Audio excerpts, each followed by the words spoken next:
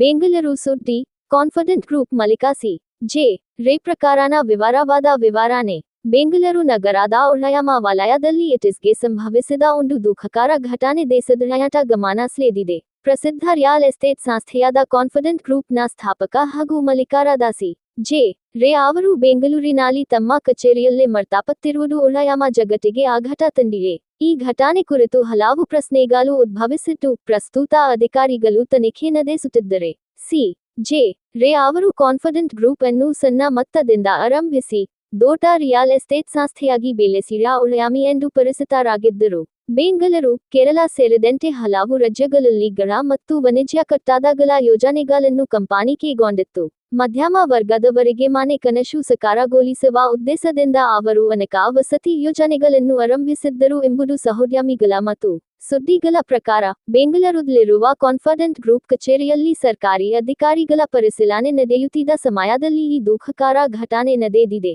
ತಕ್ಷಣವೇ ಅವರನ್ನು ಆಸ್ಪತ್ರೆಗೆ ಕರೆದೊಯ್ಯಲಾದರೂ ವೈದ್ಯರು ಮೃತಪಟ್ಟಿದ್ದಾರೆಂದು ಘೋಷಿಸಿದರು.